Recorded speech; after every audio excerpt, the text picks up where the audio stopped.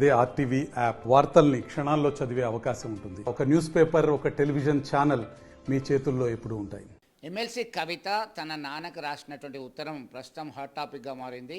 తెలంగాణ ఉద్యమకారులు కరీంనగర్ జిల్లా బీఆర్ఎస్ అధ్యక్షులుగా ఉన్నటువంటి జీవి రామకృష్ణరావు ఉన్నారు. రామకృష్ణరావు గారు నమస్తే. ఏంటి పరిస్థితి? అసలు టీఆర్ఎస్ పని అయిపోయింది, బీఆర్ఎస్ పని అయిపోయింది, కవిత రూపంలో ఒక గ్రూపు, ఇంకొకటి ఇంకో గ్రూపు అని చెప్పేసి బలమైన చర్చ జరుగుతుంది. ఆరోపణలు చేస్తున్నటువంటి పార్టీ కాంగ్రెస్ ఒకవైపు, బీజేపీ ఒకవైపు. ప్రధానంగా బీఆర్ఎస్లో ఏం జరుగుతుంది అని చెప్తుంది చంద్రశేఖర్ గారు. కవితక్క గారు ఇచ్చిన లెటర్ ఏదైతే ఉందో అది అసలు ఇష్యూ కాదు, అసలు అలా విషయమే అనేది పెద్ద లేదు. దాన్ని విషయంగా చూపించేది కాంగ్రెస్ పార్టీను, టీఆర్ఎస్ మన బీజేపీ పార్టీ. కవిత గారు ఒక ఫీడ్బ్యాక్ ఇచ్చిండ్రు ఒక పార్టీ అధినేతకు, అలా తప్పేముందండి. మేము కూడా రోజు పొద్దున్న లేస్తే కేటీఆర్ గారికి, హరీష్ రావు గారికి, సంతోష్ గారికి బోర్డు అంత ఫీడ్బ్యాక్ పంపుతుంటాము. అది లీక్ చేయడం అనేది తప్పు, దాని సంగతి అధినేత చూసుకుంటారు. ఇవాళ దీని అంతా కూడా బాగా హైప్ చేసి చూపించేది బీజేపీ అండ్ కాంగ్రెస్ పార్టీ వాళ్ళు. ఇవాళ ఈ ప్రాంతానికి సంబంధించి బండి సంజయ్ గారు నిన్న కవిత గారితో ఇష్టం వచ్చినట్టు మాట్లాడుతున్నారు. నేను బండి సంజయ్ గారిని అడుగుతున్నాను, ఇవాళ మీరు కేంద్ర మంత్రి ఉన్నారు ఈ ప్రాంతానికి సంబంధించి, ఇంకా కమలాపూర్లో ఆరోపీ వేసే సాధ కాదు నీకు, కర్నాల్లో ఉన్నటువంటి ఆరోపీ చేయించి సాధ కాదు, కానీ నీకు మాత్రం టీఆర్ఎస్ పార్టీ మీద మాత్రం అనవసరమైన సబ్జెక్ట్ మీద మాత్రం మాట్లాడడానికి మాత్రం బాగా టైం దొరుకుతుంది. కొద్దిగా రాష్ట్ర ముఖ్యమంత్రి గారు నాకు రూపాయలు లేదు ముందు దివాళీ తీసినా అంటే మాత్రం నువ్వు మాట్లాడవు, ప్రధానమంత్రి గారు ఒక రూపాయి తీసుకురావు. ఇవాళ మా పార్టీ ఇంటర్నల్ విషయంలో నువ్వేందని మాట్లాడేది? మీరు మీ పార్టీ అధినేతను డిక్లేర్ చేయడానికి కోసము తెలంగాణలో 4 నెలలు పడుతుంది. మరి అది మేము మాట్లాడమంటారు దాని గురించి?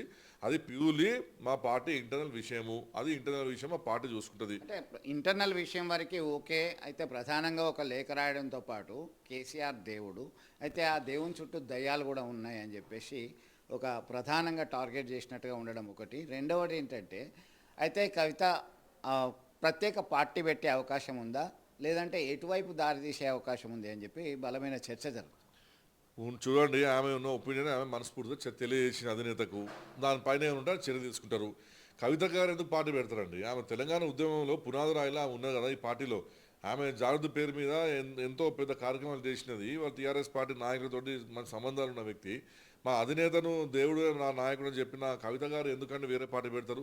100% వారు పార్టీ పెట్టరు. ఇదంతా కూడా కాంగ్రెస్ పార్టీను బీజేపీ చేస్తున్న తప్పు ప్రచారం. నేను ఒక్కటే అడుగుతాను, నిన్న మా ప్రాంతానికి సంబంధించిన మంత్రి మన పొన్నం ప్రభాకర్ బాగా మాట్లాడుతున్నారు. నేను సూటి ప్రశ్న వేస్తున్న పొన్నం గారిని, నిన్నగాక మొన్న మీ పీసీసీ అధ్యక్షుడు గేట్ ముందర మీ మహిళా అధ్యక్షురాలు పదులన్నీ కూడా అమ్ముకుంటున్నాం పీసీసీ అధ్యక్షుడు అని చెప్పి ధర్నా చేసింది. మరి నువ్వు ఎందుకు స్పందించలేదు దానిపైన?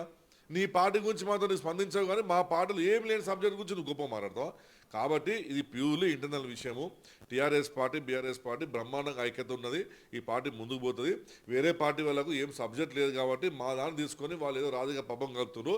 ఇవాళ KCR is the news of the state. KCR పదం అనేది పెద్ద వార్త కాబట్టి కేసీఆర్ కానీ, కవిత కానీ, హరీష్ రావు కానీ, కేటీఆర్ కానీ ఏదో మాట్లాడితే మా ఫ్రంట్ పేజ్లో వార్తలు వస్తాయని చెప్పి ఈ పిచ్చి మాట్లాడి తప్పించి మా పార్టీ ఇంటాక్ట్ ఉన్నది.